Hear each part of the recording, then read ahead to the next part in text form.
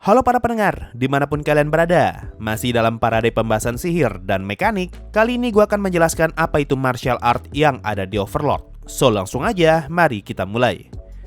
Ainz pertama kali tahu tentang martial art setelah dia menangkap seluruh anggota Sunlight Scripture dan menginterogasi mereka. Pada saat itu, Ainz menyebut martial art sebagai sihirnya warrior. Karena ini adalah hal baru bagi Ainz, dia pun memerintahkan Shaltir untuk pergi mencari dan mengumpulkan beberapa manusia yang tahu tentang sihir ataupun martial art. Akan tetapi, Shaltir hanya boleh menangkap para penjahat ataupun bandit. Karena kalau para penjahat tiba-tiba menghilang, tidak akan ada orang yang menyadarinya. Nah, misi ini yang jadi alasan kenapa Shaltir pergi sendirian ke markas para bandit dan akhirnya bertemu Brain di volume 3. Masuk ke volume 10 dan 12, sampai di sini Ainz pun masih bingung apa sih sebenarnya martial art. Di volume 10, Ainz berteori kalau mungkin saja martial art adalah teknik yang dikembangkan untuk digunakan melawan player Yggdrasil. Lalu di volume 12, Ainz masih memikirkan apakah martial art adalah teknik yang berasal dari skill atau ini adalah sihir khusus warrior. Tapi kalau kita balik ke volume 3, di sini dijelaskan kalau martial art adalah skill yang dapat dikuasai ketika seorang warrior ingin menyempurnakan seni bela dirinya. Beberapa orang menyebutnya sebagai ki atau semacam aura, tapi pada akhirnya hal ini bukan sesuatu yang mudah untuk dijelaskan. Nah, penjelasan ini cukup mirip dengan yang ada di versi web novel, di mana dijelaskan kalau sampai saat ini tidak ada seorang pun yang mampu menjelaskan dengan pasti kondisi dan situasi seperti apa yang dibutuhkan untuk bisa mempelajari martial art. Martial art bisa dibilang sebagai teknik yang harus bisa dipelajari oleh seorang warrior ataupun petualang, karena kemampuan ini dapat membantu mereka dalam mengatasi berbagai macam kondisi.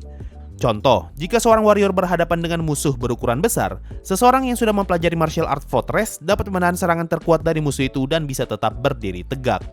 Jika seseorang mampu mengumpulkan ki ke dalam pedangnya dan menyerang dengan menggunakan martial art slash, maka dia mampu membunuh musuh yang paling tangguh hanya dengan sekali serangan. Jika dia berhadapan dengan musuh yang menggunakan armor kelas berat, maka dia hanya perlu menggunakan martial art bass yang adalah tipe martial art untuk serangan senjata tumpul. Dan siapapun yang telah mempelajari martial art ability boost dapat meningkatkan kemampuan fisiknya untuk sementara, sehingga mereka mampu memenangkan pertarungan dengan tubuh yang telah diperkuat. Oke, sampai di sini kita akhirnya tahu kalau martial art bukan hanya teknik untuk menyerang, tapi martial art lebih seperti skill untuk para warrior yang memiliki berbagai macam efek, mulai dari memperkuat serangan, meningkatkan kemampuan tubuh, hingga bisa digunakan untuk bertahan. Bahkan di volume 5, Claim menjelaskan kalau ada teknik martial art yang bisa digunakan untuk menunda efek racun. Sehingga dengan semua itu, tentu akan sangat masuk akal kenapa seorang warrior harus bisa menguasai martial art. Bahkan sampai pada titik, akan sangat mengejutkan jika ada manusia yang bisa sangat kuat tanpa menggunakan martial art. Contoh di volume 2, ketika Nabe bertarung melawan Khajiit, di sini Nabe berhasil menahan serangan Skeletal Dragon dan Khajiit berkata, bagaimana caranya kamu bisa menahan serangan itu tanpa menggunakan martial art? Nah, itu tadi penjelasan mendasar tentang martial art dan kegunaannya dalam pertarungan. Sekarang, gue akan menjelaskan cara kerja dan persyaratan yang sudah diketahui untuk bisa menggunakan martial art. Di volume 1, tepatnya ketika Gazef melawan Sunlight Scripture, di sini dijelaskan kalau setiap teknik martial art yang Gazef gunakan membutuhkan bayaran berupa fokus. Contoh, ketika Gazef menggunakan Sixfold Slash of Light, dijelaskan kalau teknik ini membutuhkan fokus 3 kali lebih banyak daripada teknik lainnya. Selain itu, seorang warrior pun harus memiliki stamina yang cukup jika ingin menggunakan martial art lagi. Jadi dari sini, kita pun tahu kalau martial art adalah teknik yang membutuhkan cost berupa stamina dan juga fokus.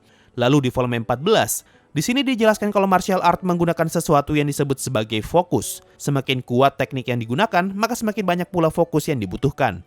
Dijelaskan pula kalau menggunakan berbagai macam martial art pada saat yang bersamaan adalah hal yang tidak mudah bahkan bagi warrior berlevel tinggi dengan kapasitas fokus yang besar. Kalau di volume 1, dijelaskan kalau Gazef mampu menggunakan hingga 6 jenis martial art yang berbeda pada saat yang bersamaan. Bahkan kalau ditambah dengan teknik terkuatnya, ini artinya Gazef mampu menggunakan hingga 7 martial art sekaligus. Nah, kalau di versi web novel, dijelaskan kalau Brain juga bisa menggunakan hingga 7 martial art. Tapi nggak dijelasin apakah dia bisa menggunakan semua itu secara bersamaan. Cuma, kalau kita memperhitungkan talentnya Brain yang membuat dia memiliki kapasitas fokus lebih besar daripada orang lain, maka sangat memungkinkan kalau Brain bisa menggunakan hingga 7 martial art sekaligus. Kemudian masuk ke volume 5, kita diberitahu kalau Claim sudah berlatih setiap hari dan dia berhasil meningkatkan kecepatan dan kekuatan tubuhnya. Akan tetapi, dia masih belum mampu menguasai kemampuan khusus seperti martial art. Nah, kasusnya Claim menjelaskan kalau ternyata tidak semua warrior mampu menggunakan martial art. Tapi di volume 7, Zenberu menjelaskan kalau butuh waktu 1 tahun untuk seseorang bisa mempelajari martial art. Akan tetapi, Hansuke bisa mempelajari martial art hanya dalam waktu 2 bulan saja.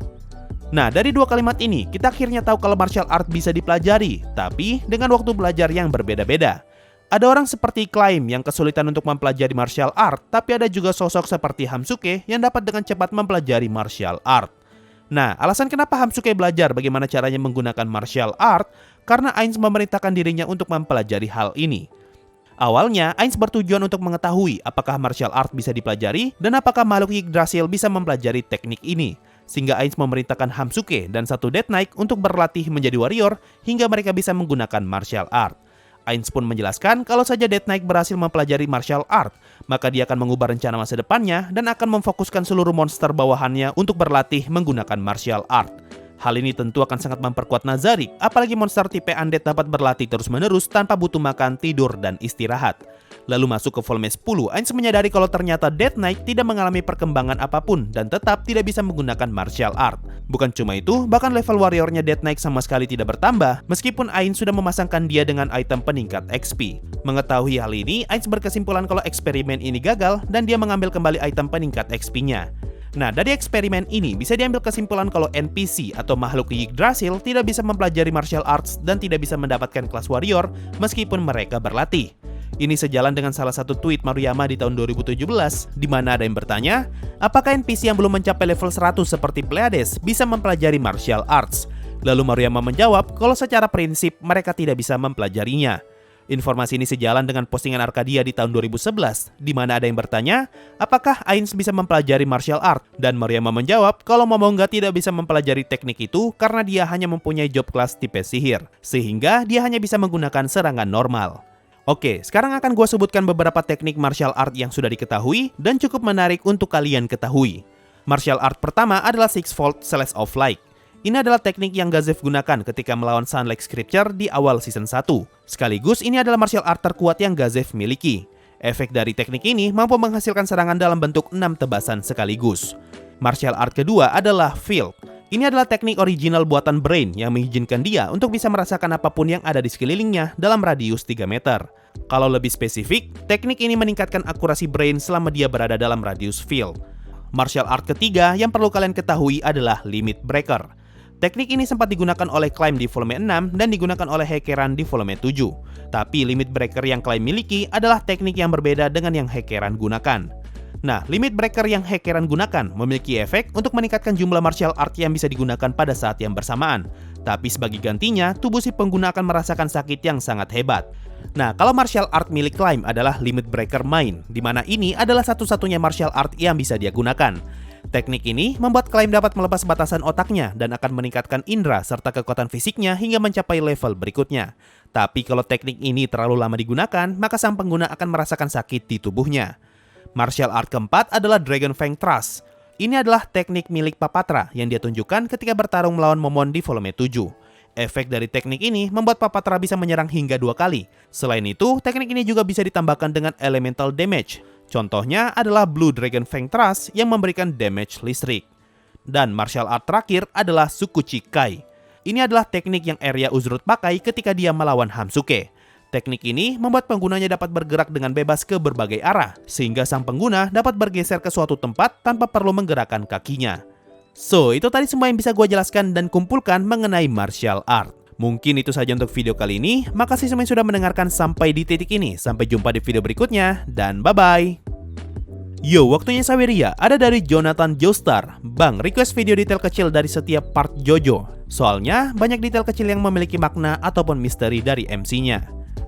Nanti ya, andaikan JoJo setiap partnya cuma 12 episode, gue tuh bisa langsung maraton berkali-kali. Tapi masalahnya, anime ini panjang banget dan bakalan makan banyak waktu.